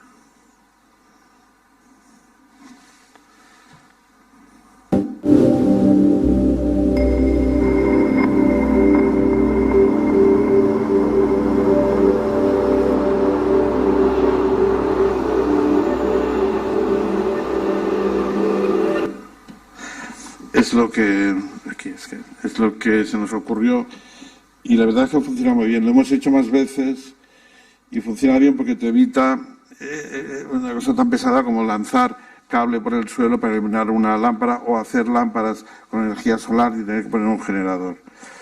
Es eso que os decía del low cost de la vida, que la vida ya es low cost toda. Otro de los proyectos, quizás el más sencillo, pero quizás el más importante, fue una situación que en Barcelona siempre había sido un problema, ¿no? Barcelona, el crecimiento de Barcelona en la época de la República pasó porque 2 o 3 palacios que había al final de la diagonal se dieron al pueblo, digámoslo así, ¿no? Que fue el palacio de Pedralbes, la zona donde estaba el polo, etcétera, etcétera. Y entonces se prolongó la diagonal hasta llegar a Esplugas, ¿no? Pero luego, después de la guerra, al convertirse la diagonal en la entrada principal de Barcelona, se construyó a un lado y a otro cosas muy representativas. A un lado la universidad y a la izquierda el Parque de Cervantes. Y el Parque de Cervantes, como se cerraba, impidió ya siempre más que la gente pudiera ir de Barcelona hasta Esplugas andando. Luego a eso se añadió el problema en el 92 de la construcción de las rondas que atravesaba la diagonal por arriba y que ya dejaba imposible ese paso. Entonces, se nos pidió organizar un paso de peatones y de bicicletas, etcétera, etcétera, por encima de la ronda y por debajo por debajo de la ronda y por encima de la incorporación de la diagonal a la ronda, por el lado de lo que se llama el Parque Cervantes. Entonces hicimos un trazado muy complejo porque la única manera de poder pasar por todos los sitios queda este que veis aquí, arrimarnos al Parque Cervantes, pasar por debajo de la ronda y luego pasar por encima del lateral y luego volver a pasar por debajo del lateral. Eso costó mucho de hacerles entender de que no iba a ser un sitio de desastres de violación, etcétera, etcétera. Trabajamos con un grupo con el que venimos trabajando desde el 2008, que es un grupo sobre igualdad de género y de control de agresiones sexuales no solo a mujeres, sino en general, ¿no? Porque no puedes hablar de que no puede haber una agresión a un señor o a un niño o a una señora. Este grupo, que es muy importante, siempre trabaja en una cosa que es muy curioso, ¿no? Que trabaja con la geometría de los lugares, de manera que la geometría siempre permita entender que tienes dobles salidas o visiones cruzadas que te permitan entender si viene o no viene alguien, ¿no? Bueno, la parte arquitectónica de esta es muy sencilla. Era un camino que a veces tenía este problema de que se levantaba respecto de lo que era la geometría del Parque Cervantes y, por tanto, tenía que sujetarse, y con la idea de una luz, ¿no? Estuvimos muy en discusión sobre el tema si la luz tenía que ir en barandilla para disimular la aparición de farolas, etcétera. Y este grupo de trabajo sobre la igualdad de género desestimó ese tema de la barandilla y prefirió que hubiese sitios puntuales con luz que se convirtieran en refugios. Y ese es uno de los temas que volvimos aquí a trabajar, pues, con unas lámparas bastante altas para poder entender esas áreas de refugio, ¿no? Este es el proyecto ya construido. Este es el muro de gaviones que te va abriendo. Siempre hay, en el centro, siempre hay dobles caminos con piezas de vegetación centrales, pero que no molestan la visualidad. Como esta fotografía es más antigua, esta es más reciente ya, con estos parterres centrales que te hacen bucles. Siempre con un área señalada para bicicletas y patines y el área para caminar al lado. Y eso es lo que va pasando por debajo, por encima de la autopista. Es complejo, pero al mismo tiempo realmente el éxito ha sido brutal, porque, claro, la circulación Barcelona-Esplugas es una circulación que era muy bestia y mucha gente la veías andando por la autopista, al lado por el arcén, que era una cosa como tercermundista, ¿no? Cuando, en cambio, era muy sencillo de conseguir una acera moderna, no una acera como las tradicionales, pero una acera con capacidad para pasear, pero también, sobre todo, para comunicarte. Y el último proyecto que enseñaré es un proyecto que abarca prácticamente los 40 años de nuestro estudio. Fue el primer proyecto que ganamos como concurso y que hicimos, que fue un cementerio metropolitano en el área del Papiol, en el Baix Llobregat, que desde nuestra, digamos, inocencia o ignorancia, ¿no? Yo tenía 26 años, mi socio 24, yo 27 y él 25. Decidimos que era un cementerio el que solo se podía entender si llegábamos con vehículo, porque realmente estaba lejos, no había servicio público, por tanto, que las personas que llegasen hasta el cementerio, el vehículo era un tema muy importante. Con lo cual, el área del cementerio donde nos implantamos, lo que hicimos fue un recorrido, un circuito que se podía ir con vehículo, parabas, llegabas a la zona de tu enterramiento, volvías a coger el vehículo y en una sola dirección volvías a marcharte. Las zonas de enterramiento eran unas explanadas. Esta sería una de las primeras zonas de enterramiento. Eran unas explanadas que tenían contra la vertiente de la montaña el sistema de enterramiento y que se convertían como una especie de jardines con unas pérgolas que daban sombras sobre los propios enterramientos, ¿no? Estas son imágenes del concurso y este es el sitio, pues yo diría que 15 años después. Tardó mucho, ese trabajo en el lugar costó mucho de realizarse, es decir, de que al final adquiriera la imagen que nosotros queríamos, que era estas esplanadas con árboles, una imagen casi de jardines en el paisaje, como si fueran jardines italianos, con estas pérgolas también muy italianas que te permitían acercarte y siempre había pues un gran sistema de vegetación. Con el tiempo, sobre todo con el paso de las cosas que han pasado, ya nadie se entierra, o casi nadie se entierra. La incineración es una situación muy generalizada, al menos en Cataluña. Aquí dejaron de venderse nichos para enterrar y la gente lo que hacía, pedía la posibilidad de que sus urnas enterrarlas en algún sitio, no ponerlas en un nicho porque era innecesario, ¿no? Entonces nos encargaron buscar una de estas áreas y organizar un sistema de enterramientos distinto. Y nuestra idea fue que por primera vez, en lugar de entender que íbamos en carretera, íbamos por un camino.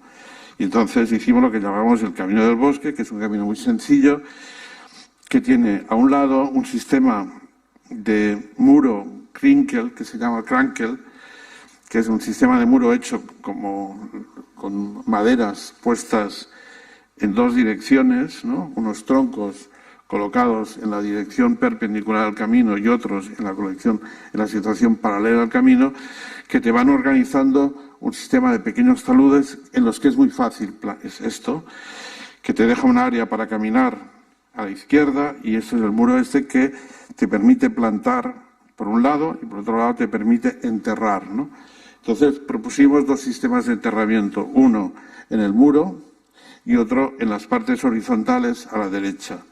Y también dejamos más libertad por si alguien en estas partes horizontales no solamente quería tener una lápida en el suelo, sino que quería tener un pequeño monolito, etcétera, etcétera. La idea era dejar mucha libertad a la gente que iba a usar este sitio, ¿no? Es decir, que la mayoría prefirieron el muro en vez del suelo. Y el suelo solamente una zona ha quedado con lápidas, pero luego ya no se ha hecho más. La gente prefiere enterrar en ese muro. También se deja la libertad para verter las cenizas sin enterrarlas directamente sobre este lugar. Claro, el muro al final lo que adquiere es este carácter de jardín casi vertical y el camino al lado del muro permite a la gente ir paseando. Tampoco tiene por qué reconocer el lugar concreto donde había las cenizas si no quiere marcarlo. El camino va haciendo zigzags. A veces nosotros mismos, por ejemplo, se nos pidió si colocábamos algún asiento y tal, ¿no? Y yo lo del asiento me pareció muy triste. Entonces colocamos unas piedras que estábamos usando en ese momento para otro proyecto en la ronda, para una pérgola y unos parterres. Usamos este tipo de piedra, que son piedras del Garraf, colocadas en algunos sitios. Y en un punto determinado hicimos un círculo de árboles por si algunas personas querían tener allí un momento de tranquilidad o lo que sea. Este lugar, mucha gente, ahora, digamos, por las tendencias, digamos, religiosas de cada uno, se ha convertido en una zona donde se hace yoga una vez al mes, porque mucha gente, etcétera. No voy a contar las intimidades de las personas, pero es un sitio que se ha convertido en un lugar específico del cementerio. Ahora volvemos a hacer aquello que mi ignorancia. Este es un vídeo cortito, pero yo creo que explica un poco toda la trayectoria de este lugar. Gracias.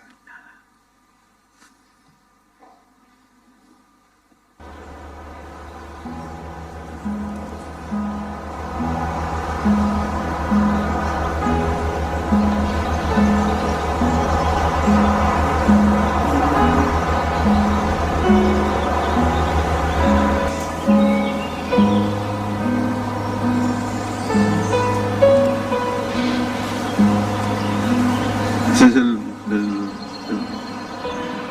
cementerio primero.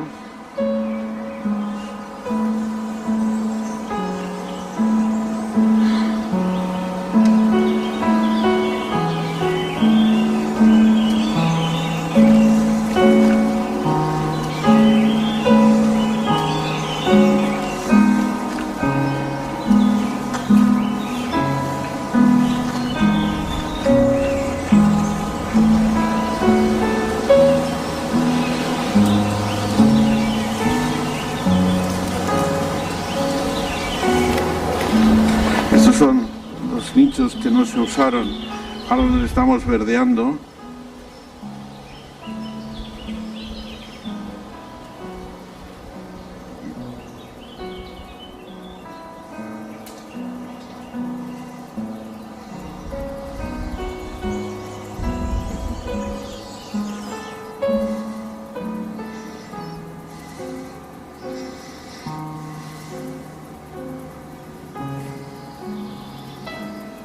Y esta es la zona de bosque primera donde echaban las cenizas.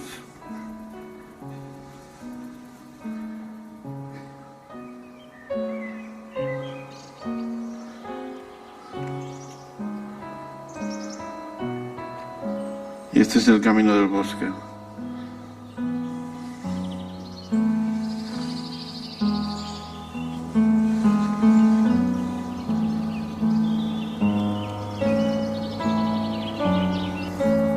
Estas son las lápidas del suelo que os decía, cada persona a lo mejor le pone una planta o hace alguna cosa, ¿no?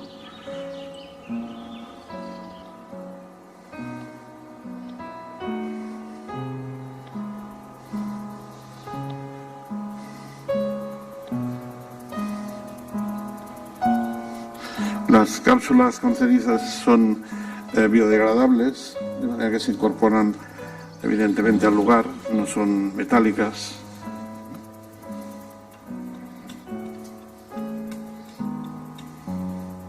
Siempre hay un jardinero, es como un jardín, siempre hay gente trabajando en las plantas y reponiendo alguna planta si muere o si hay algún problema, ¿no?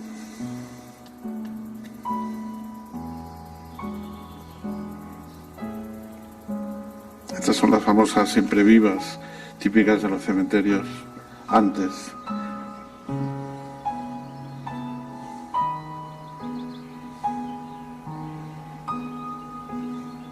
¿Ves? Estas son, algunas personas ponen pequeños todolitos, o este es el asiento que pusimos.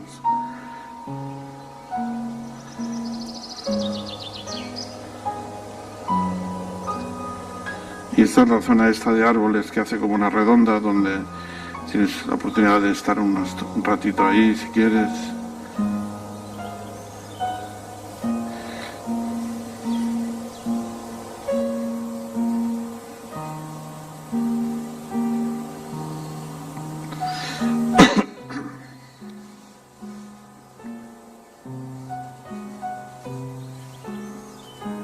Yo creo que todos tenemos la obligación de dejar a la gente que vendrá un lugar mejor del que hemos encontrado. Como decía el poeta de Moguer, yo me iré y los pájaros seguirán cantando. A ver si es verdad que dejamos un lugar cuando nos vayamos en el que los pájaros sigan cantando. Muchas gracias.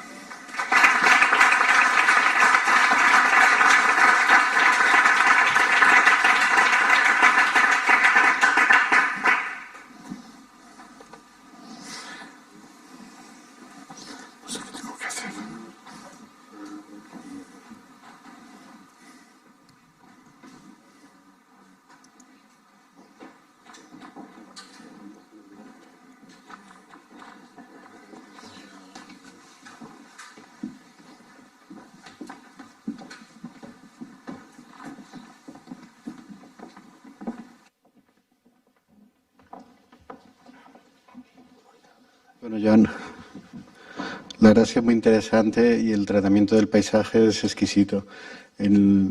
Todo lo que se está hablando de ciudad, en una ciudad como Alcoy, desde luego que pasa por la renaturalización y la integración de la infraestructura verde dentro de la ciudad y cómo debe convivir la ciudad con los parques, los dos parques naturales que nos rodean.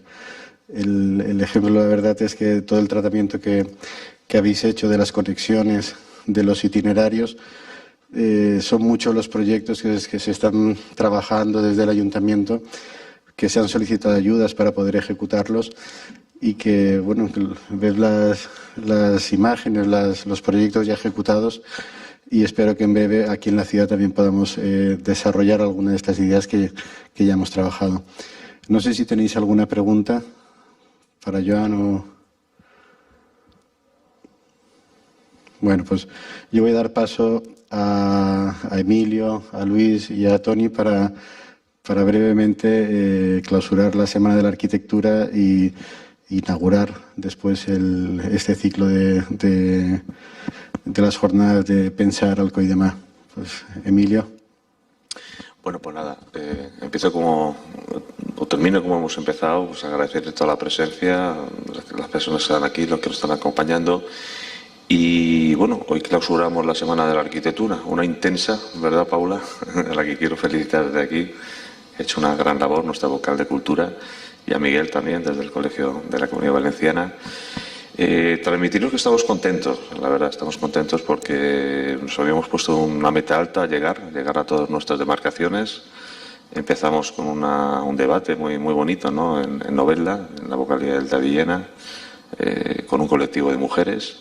Seguimos en una jornada también que resultó muy bonita, ¿no? Dirigida a niños, ¿no? Llegamos a convocar 1.500 niños entre Alicante y Elche. Una participación muy bonita de colegios, juntándolos con arquitectos colegiados, ¿no? Que ayudaron. Fue una jornada muy agradable.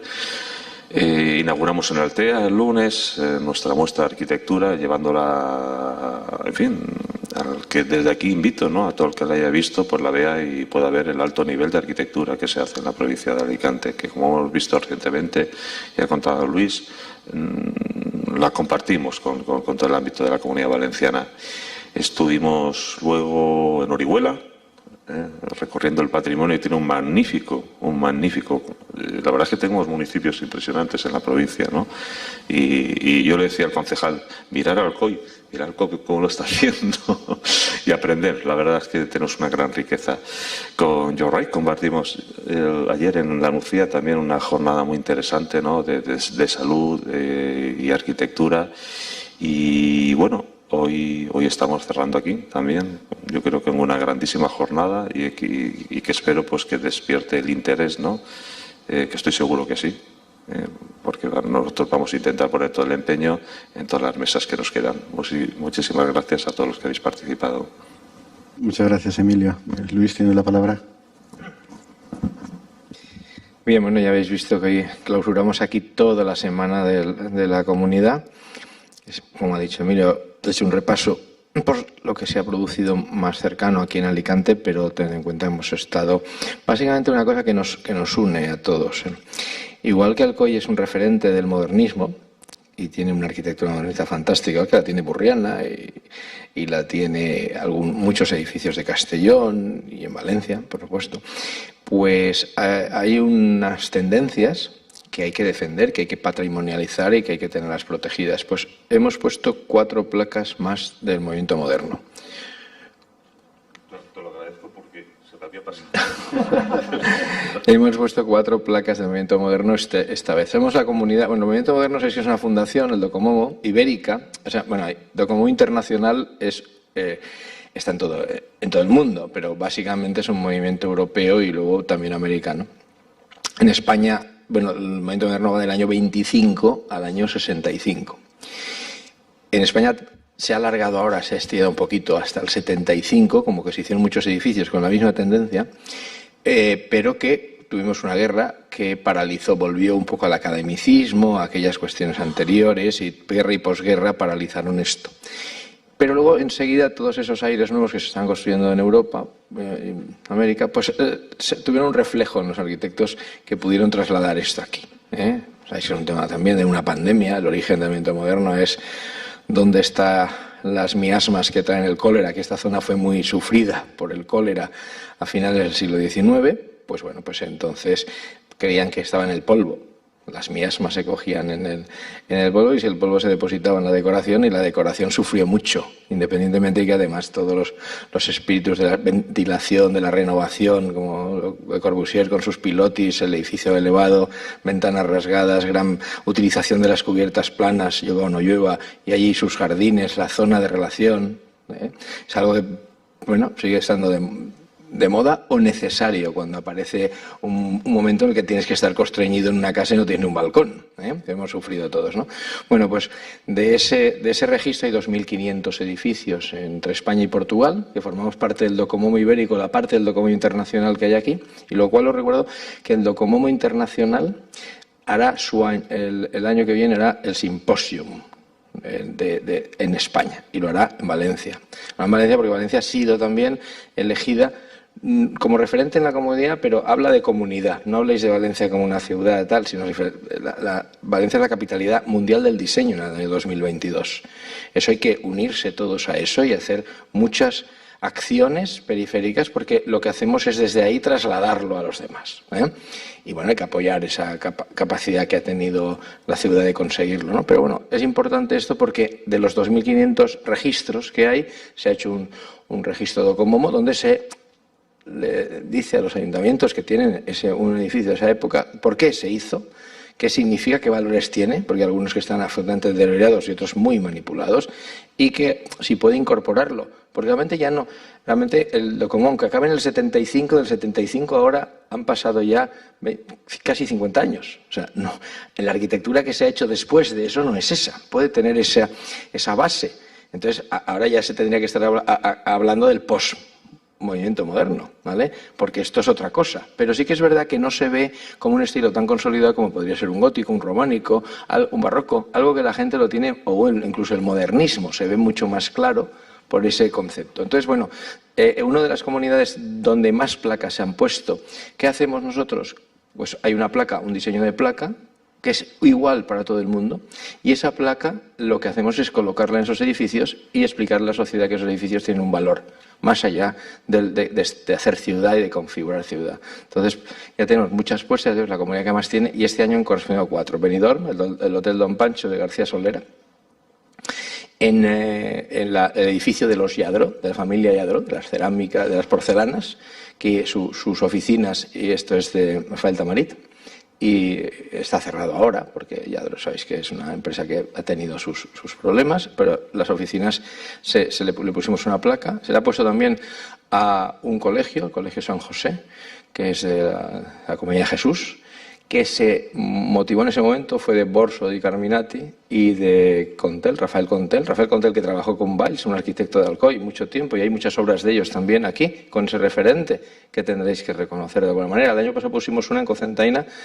un edificio, y le pusimos allí nada más, creo que es como, no me recuerdo la plaza. Sí, el edificio Merín, pero la plaza donde está, por sí, a lo mejor el edificio Merín está, pues la calle principal, pues luego hay una plazoleta allí que tiene un monolito, pero yo no recuerdo la calle. Bajo en el propio edificio tiene una administración de lotería, si os sirve. Pues bueno, así curva, tiene los principios de edad, pues se hizo, vinieron los Merín, vino el arquitecto municipal también de Cocentaina. Bueno, la verdad que eso. Y le hemos puesto también en Burriana un edificio también muy singular que era de Juan Pecur. De Pecur, bueno, Enrique Pecur padre, que luego tuvo 2 hijos arquitectos y entonces estos son los de este año y seguiremos poniendo placas, pero claro, el registro se ha consolidado ya, está prácticamente acabado, hay que intentar que la gente lo conozca y lo proteja, ¿no? Bueno, pues es una cosa fundamental que nos cohesiona y desde aquí pues impulsamos, ¿no? Bueno, pues hoy damos por cerrado estas actividades que hemos hecho en todas partes. Esta será la última porque la anterior ha sido, como se ha comentado, con mujeres, además ha sido en inglés porque las ponentes eran polacas, no conocían otro idioma y la verdad que ha estado muy bien. Son las mujeres, alrededor de mujeres, hablando de muchas cosas, ¿no? Pero bueno, daros las gracias. Es lo más que podemos, Filomena. Gracias, Luis, y gracias por elegir Alcoy para la clausura de la Semana de Arquitectura 2021. Y Toni, tienes la palabra. Molt breument, agrair-li a Joan la seva presència i la seva ponència que ha estat extraordinària, i gràcies al Col·legi d'Arquitectes també per recolzament i per tancar la Setmana d'Arquitectura així a la nostra ciutat, a Alcoi, i convidar-vos a participar de la resta de jornades que anem a organitzar durant les properes setmanes, que estic segur que van a servir-nos per a continuar reflexionant, pensar i buscar les millors fórmules per a fer de les nostres ciutats els millors espais possibles. Gràcies.